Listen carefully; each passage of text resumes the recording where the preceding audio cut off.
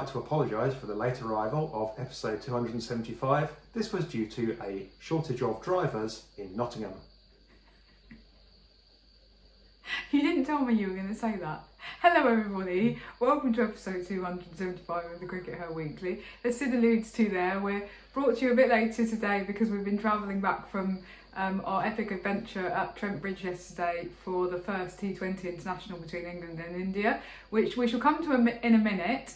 But we thought that we would start this week's episode with a quick discussion about the ECB's new trailer for this series. Well, for the women's series and also the men's and the mixed disability series, which of course are all happening this summer against India.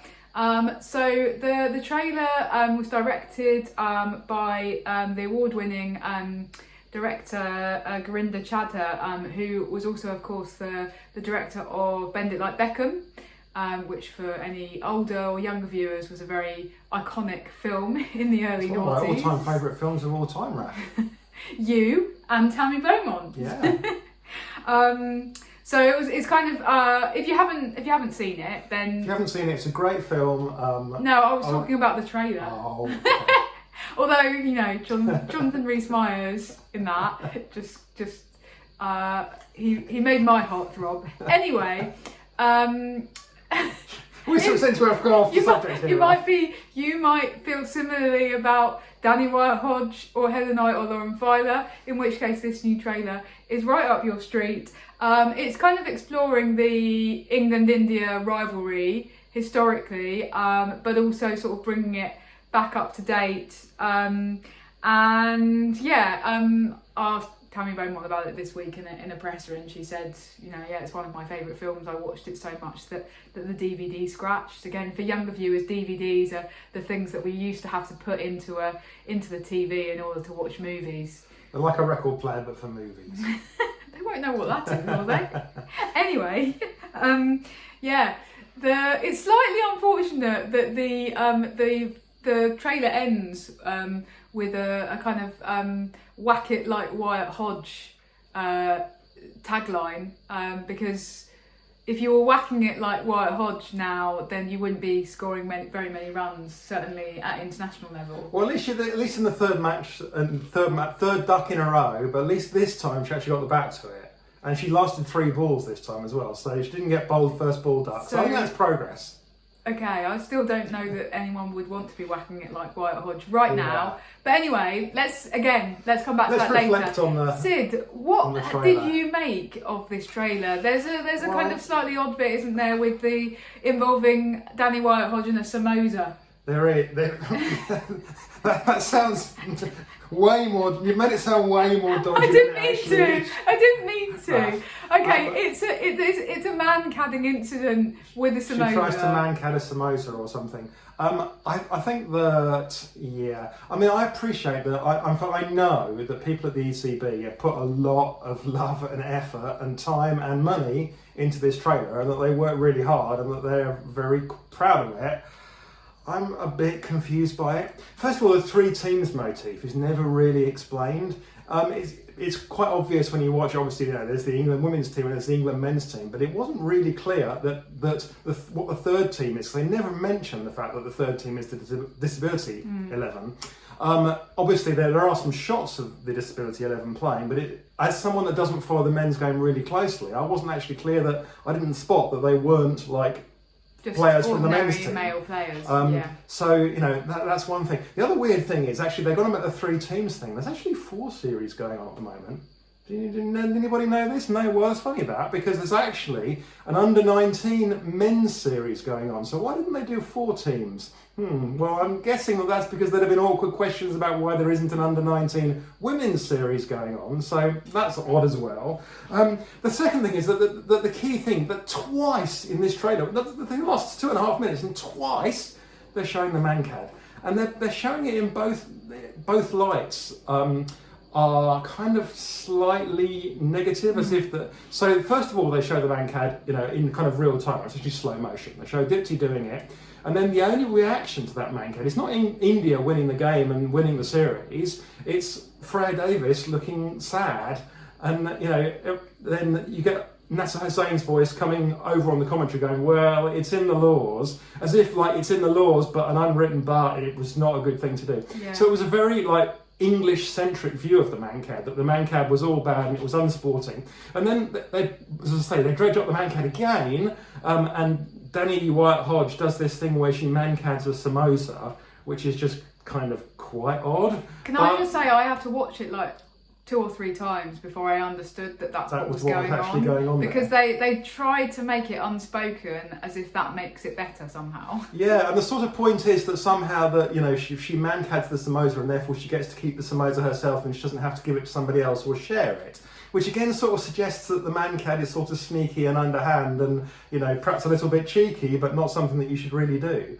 I just thought the entire thing was very odd. If you watched it and you were like, who has made this trailer, it would be very obvious that it's been made by, it's been scripted by the ECB rather than the BCCI. So I think that's one thing. I think it's really interesting that what they're trying to do is market these 3 series in the same way that they so successfully marketed the women's and the men's Ashes 2 summers ago, and they had all of those record crowds. Yeah, this is the 1 Ashes, 2 Ashes campaign. Yeah, which was incredibly successful, which was award winning and quite radical. Hadn't really been done before, and it worked. It brought in record crowds to the women's Ashes, and actually having those 2 narratives running alongside each other was really successful. So they're trying to bring that to this summer. But as you say, I think kind of bringing in the disability team is just doesn't quite work, because it's not really explained. They haven't really got the kind of the same history, because the whole shtick of the disability series it's a first, so they haven't got that. If it's about a historic rivalry, they haven't really got that. So I think it kind of, I get what they were trying to do, but I think maybe it just falls down slightly. Falls a little flat. Okay, shall we talk about the actual cricket though, Sid? Yes. Because Trent Bridge yesterday. I mean, England probably don't want us talking about the actual cricket, to be fair, but well, that's what we're here for, Sid. Having all the difficult conversations. Should say that India actually kind of maybe lulled England and English fans into a slightly false sense of security, perhaps by contriving to lose both of their warm-ups this last week, although they did score quite a lot of runs. They did lose both these warm-ups. Both of them were close games. Both of them were very high-scoring games at Beckenham, in Surrey. I mean Kent. I mean Surrey. I mean in London that somewhere. Place. Yeah. But then the key thing is that India scored a lot of runs. They didn't score quite enough to win either game. They did score a lot of runs, and that was kind of, we should have spotted that. You know, Holly Deal scored 100. And, you know, again, that was a kind of sign of what was to come. And what was to come was India scoring a lot of runs. India scoring a lot of runs and then inflicting England's worst ever defeat.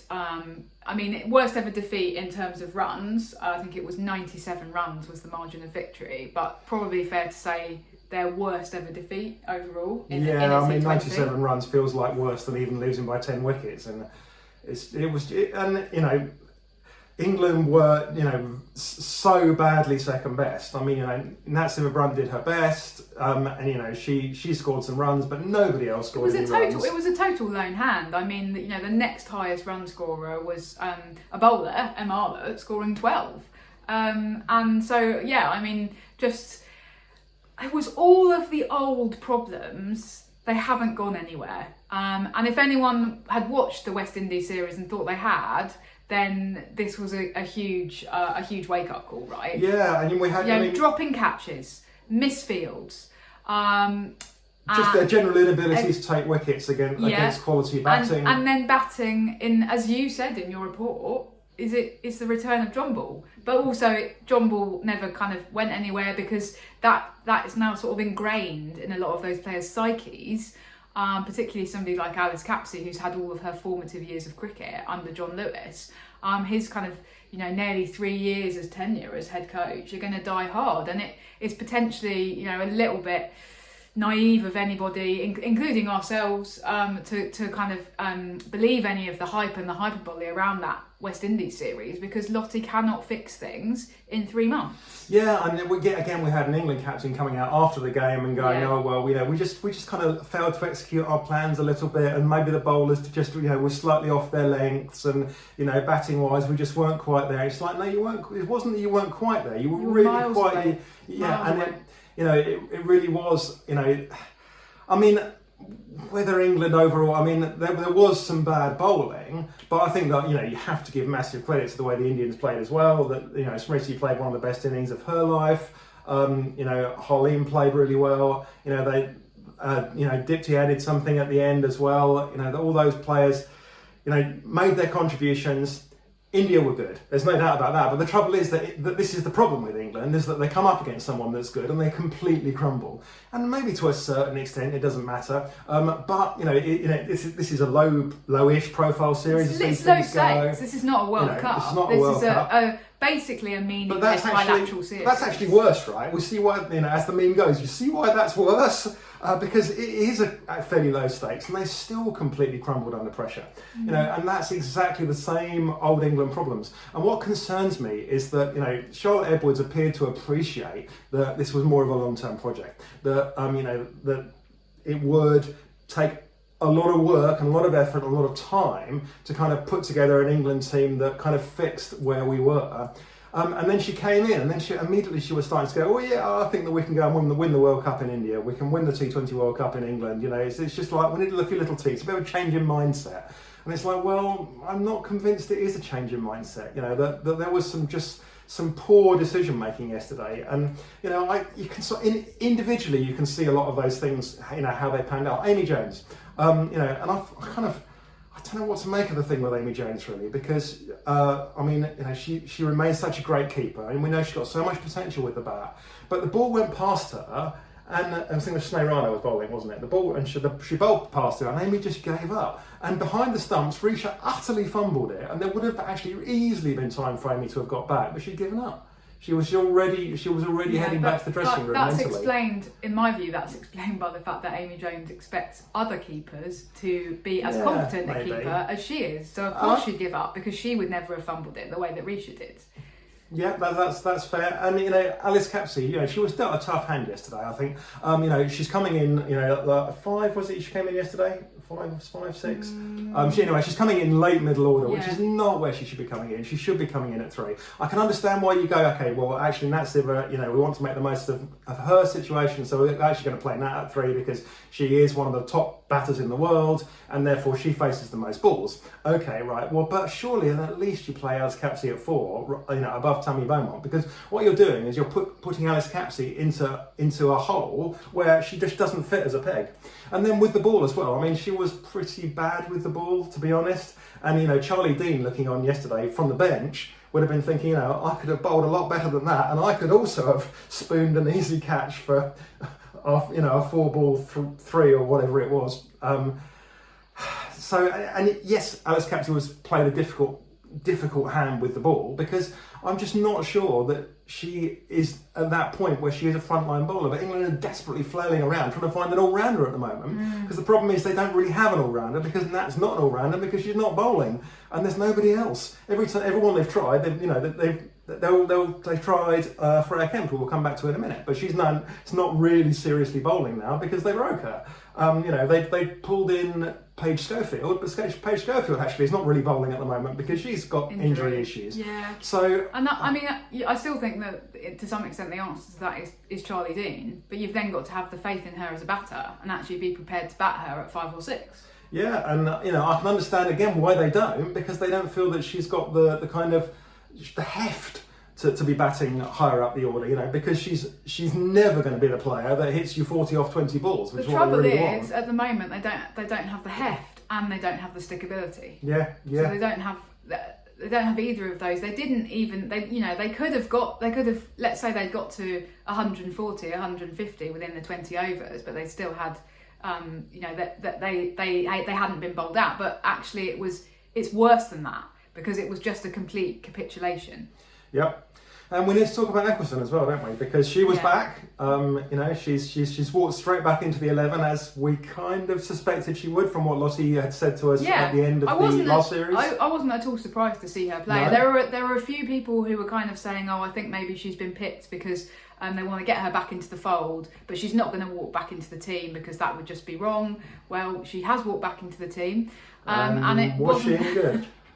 Well, she looked rusty. I actually, on reflection, like I was lying awake last night, going, was I too harsh on what I wrote about Sophie Eccleston yesterday? Because I just want to like make the point that as a journalist, it's really difficult when somebody has had a kind of mental health or mental well-being break and then comes back in. How honest do you be about their performance? Now, I took the path of I'm going to be pretty honest and say she looked like somebody who's just had a 4-week break from cricket, whether that be for mental health reasons or any other reasons, but she looks rusty. She doesn't look like she's fielded the ball because she lets through a single for the first ball of the innings and then makes a couple of other kind of fumbles.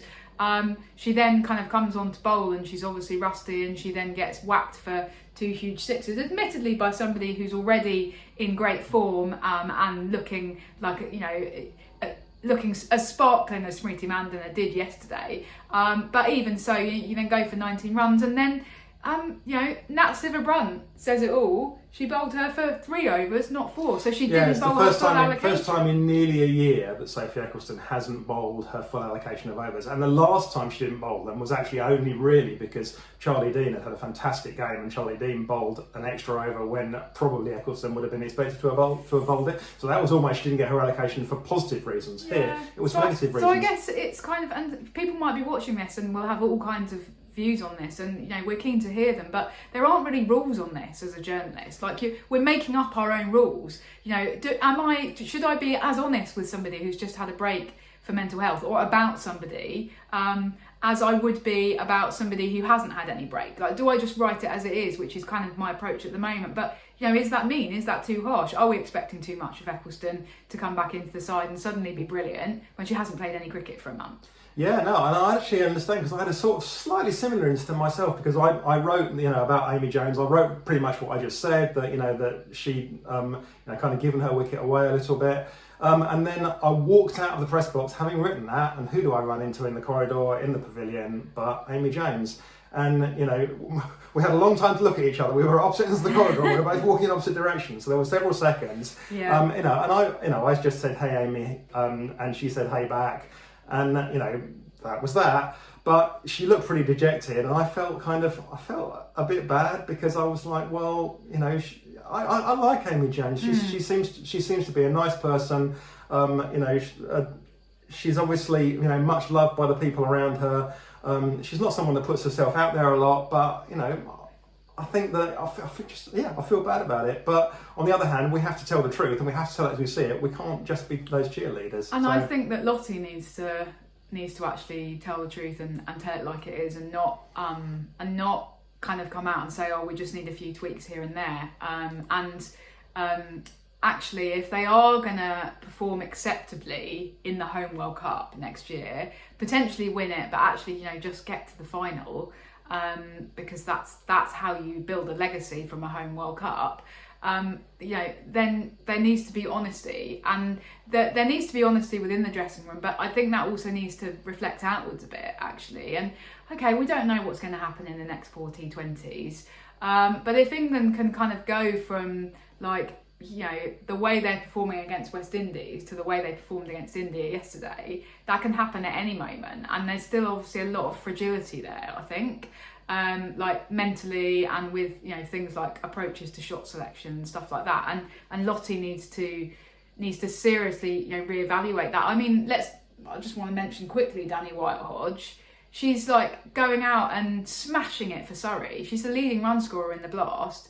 And then she comes to England, and somehow there's a psychological thing. I think it just must be a psychological thing, right? Because we know that she's got the technique and the power, because she can do that in domestic cricket. Absolutely. So what is happening between her coming out of Surrey and coming into the England dressing room that's not going right, and Lottie needs to be the one who untangles that knot, and she needs to do it pretty quickly because they've got less than a year till the World Cup starts at home.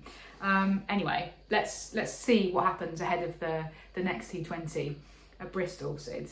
On perhaps a slightly more positive note, if we're thinking about kind of England's long-term prospects, you were watching the England A games this week, weren't you, Sid, against New Zealand A, and two really, really good games, but England came out on top in both cases.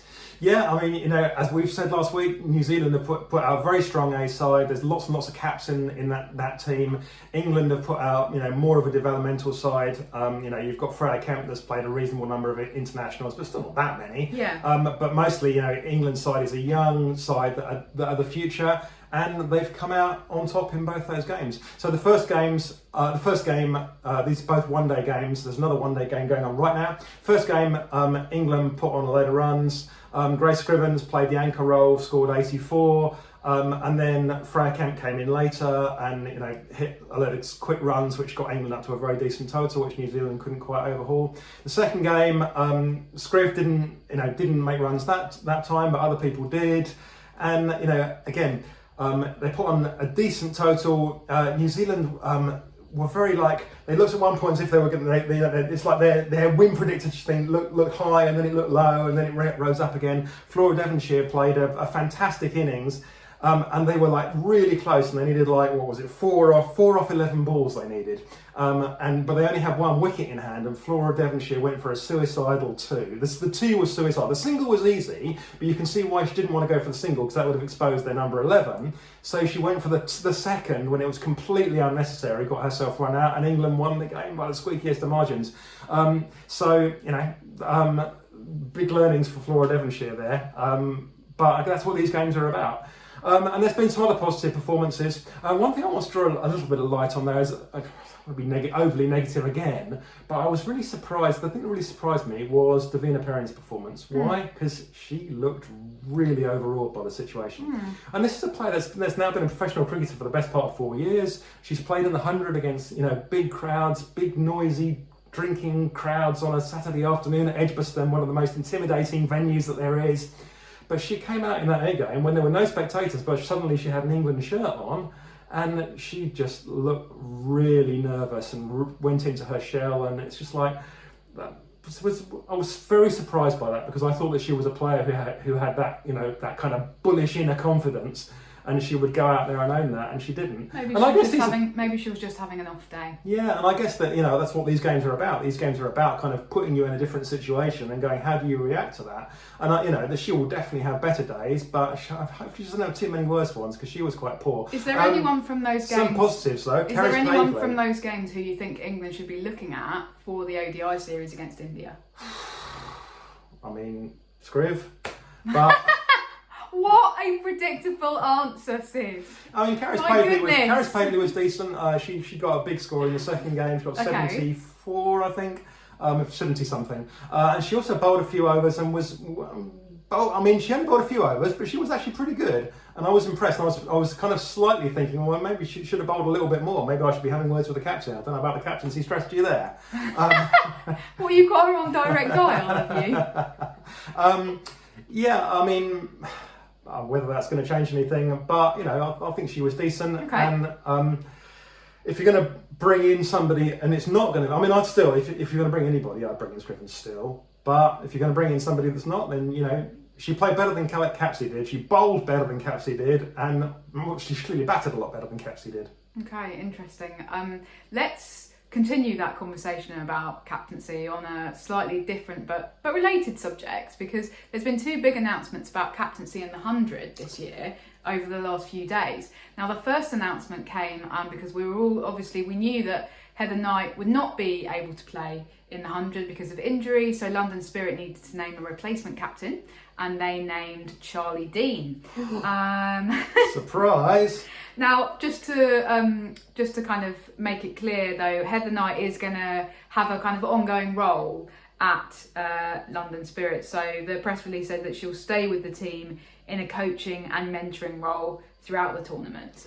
So she's going to be around. She's probably going to be calling the shots quite a lot, I would imagine. It does feel like she's going to be sitting there telling Dino what to do. Yes, Dino is probably not going to get to be her own captain there. But I think it's interesting that because, I mean, we're aware, we think most people are probably aware that Charlie Dean didn't have a great experience last time she captained London Spirit, and it kind of put her off captaincy a little bit. And I think that the fact that she's agreed now to do it this season suggests that maybe she's reevaluating actually. And we're 3 years down the line, and she's kind of had a rethink and gone, maybe this is something that I could think about doing. And I wonder whether some of the conversations around the England captaincy have kind of set off something in her head, kind of going, well, maybe I should be thinking about this because people are talking about me as a potential future England captain. Maybe I should be thinking about myself like that as well. So it'd be really interesting to see how she gets on. Obviously, she is, as we say, going to have kind of Heather potentially pulling the strings a little bit